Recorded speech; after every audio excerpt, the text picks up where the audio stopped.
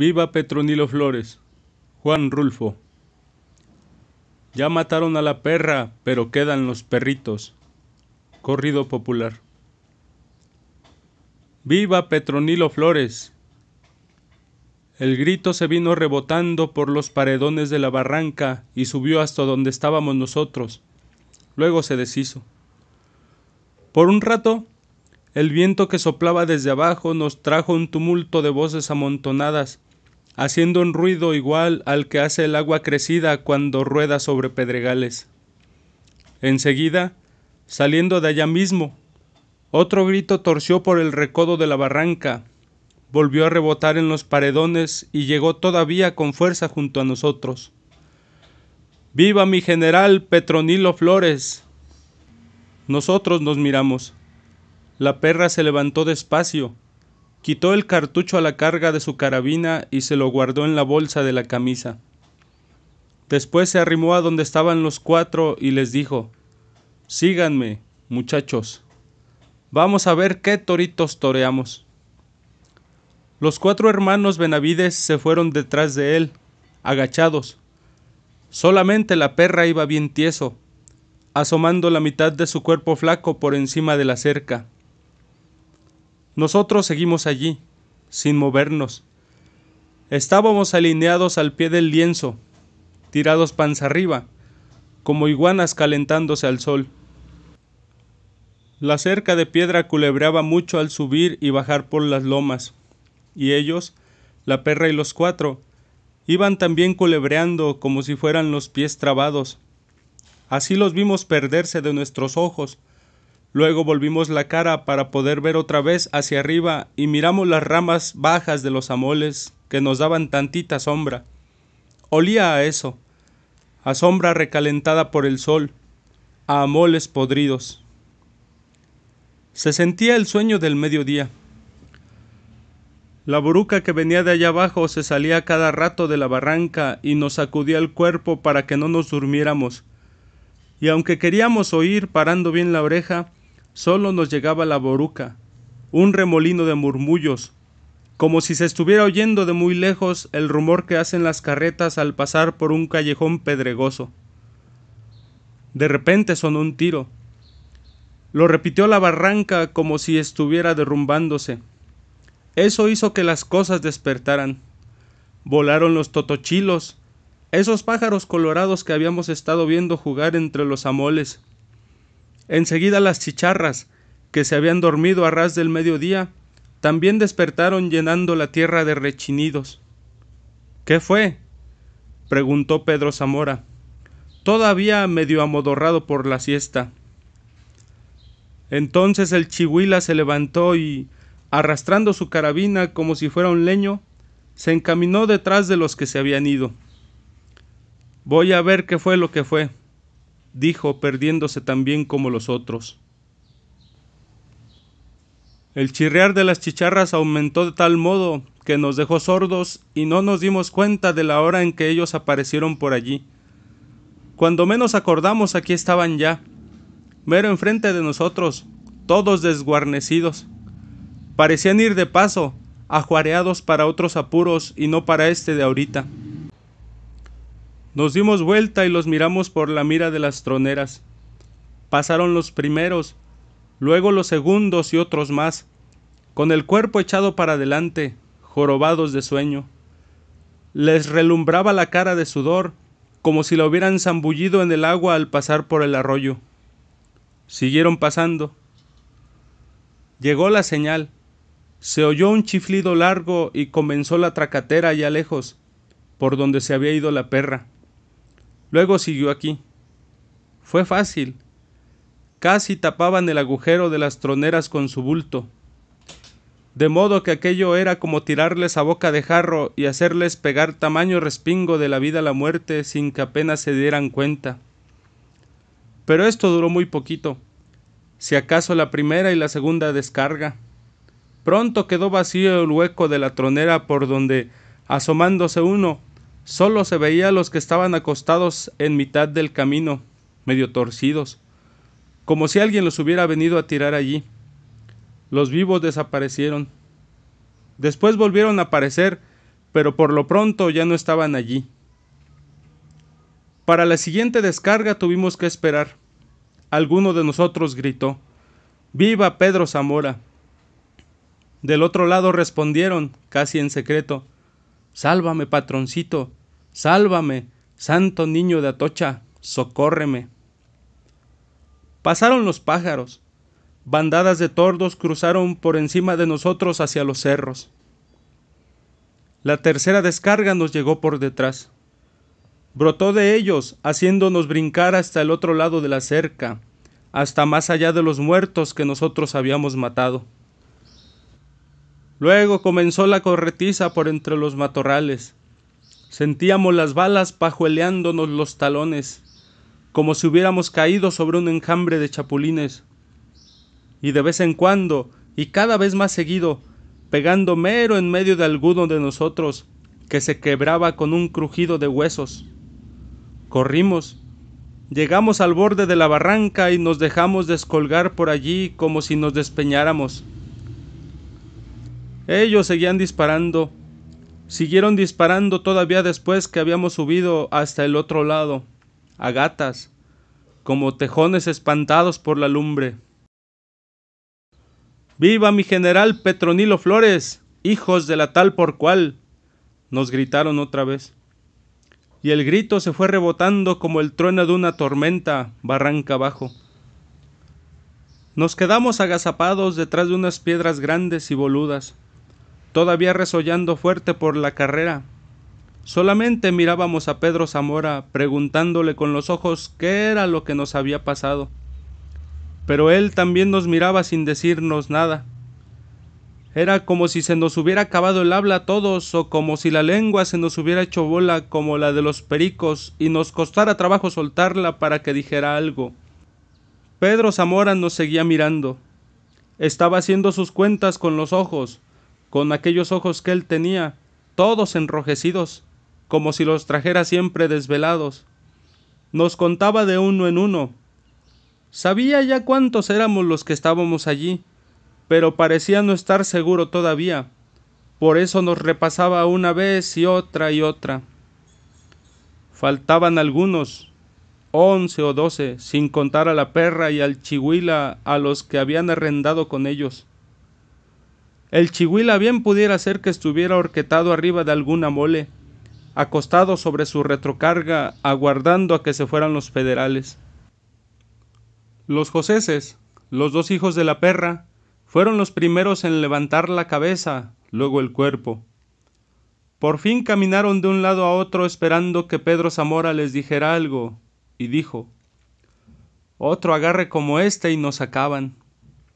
Enseguida, atragantándose como si tragara un buche de coraje, les gritó a los joseses: ya sé que falta su padre, pero aguántense tantito, iremos por él.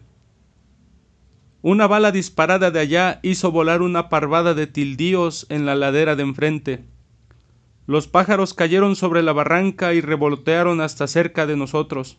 Luego, al vernos, se asustaron, dieron media vuelta relumbrando contra el sol y volvieron a llenar de gritos los árboles de la ladera de enfrente. Los joseses volvieron al lugar de antes y se acuclillaron en silencio. Así estuvimos toda la tarde.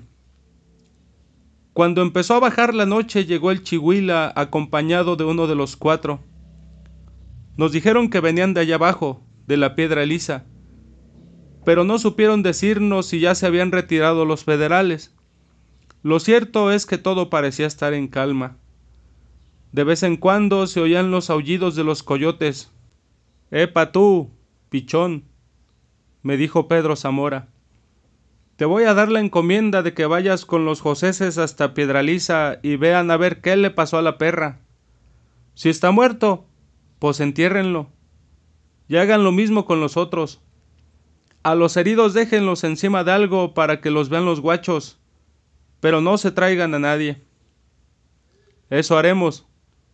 Y nos fuimos. Los coyotes se oían más cerquita cuando llegamos al corral donde habíamos encerrado la caballada. Ya no había caballos, Solo estaba un burro trasijado que ya vivía allí desde antes que nosotros viniéramos. De seguro los federales habían cargado con los caballos. Encontramos al resto de los 4 detrásito de unos matojos, los 3 juntos, encaramados uno encima de otro como si los hubieran apilado allí. Les alzamos la cabeza y se las angoloteamos un poquito para ver si alguno daba todavía señales. Pero no, ya estaban bien difuntos. En el aguaje estaba otro de los nuestros con las costillas de fuera como si lo hubieran macheteado. Y recorriendo el lienzo de arriba abajo encontramos uno aquí y otro más allá, casi todos con la cara renegrida. A estos los remataron, no tiene ni qué, dijo uno de los joseses. Nos pusimos a buscar a la perra, a no hacer caso de ningún otro sino de encontrar a la mentada perra. No dimos con él. Se lo han de haber llevado, pensamos. Se lo han de haber llevado para enseñárselo al gobierno. Pero aún así seguimos buscando por todas partes, entre el rastrojo. Los coyotes seguían aullando. Siguieron aullando toda la noche. Pocos días después, en la armería, al ir pasando el río, nos volvimos a encontrar con Petronilo Flores. Dimos marcha atrás, pero ya era tarde. Fue como si nos fusilaran.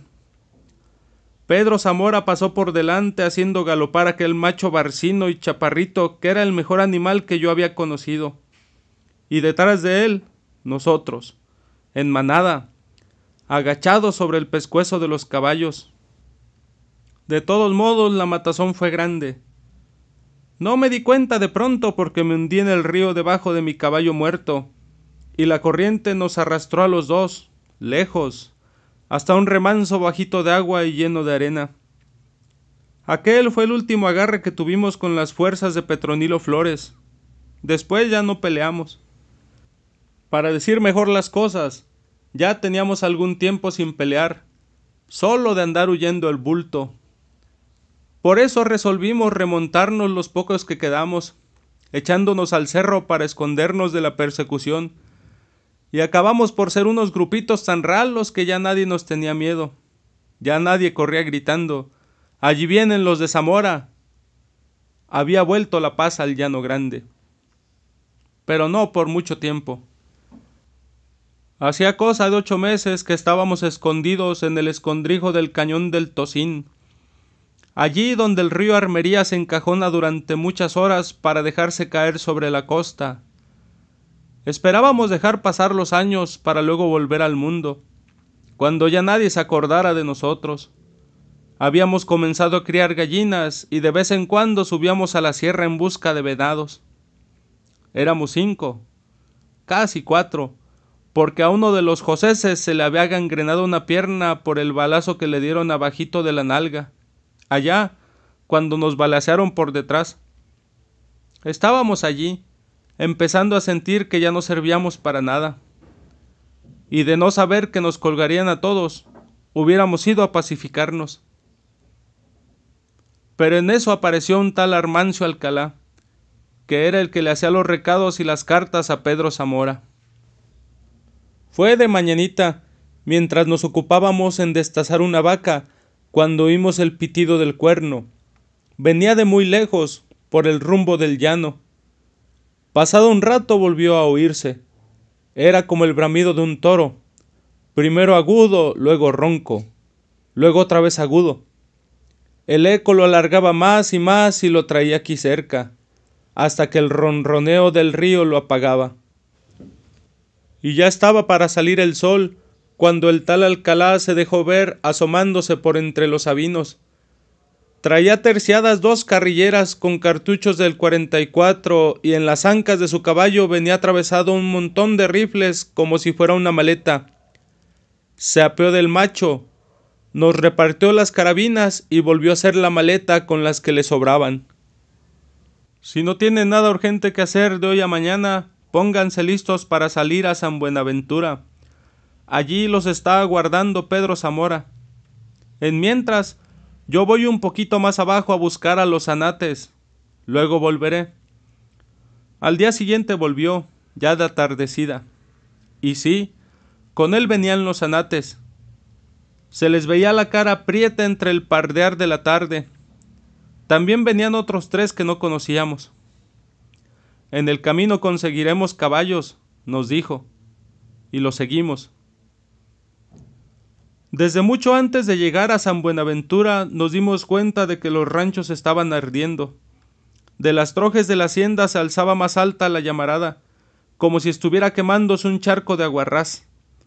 Las chispas volaban y se hacían rosca en la oscuridad del cielo, formando grandes nubes alumbradas.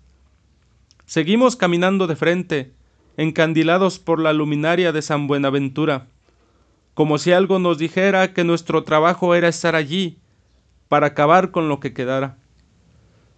Pero no habíamos alcanzado a llegar cuando encontramos a los primeros de a caballo que venían al trote, con la soga morreada en la cabeza de la silla y tirando, unos de hombres pialados que, en ratos, todavía caminaban sobre sus manos, y otros de hombres a los que ya se les habían caído las manos y traían descolgada la cabeza.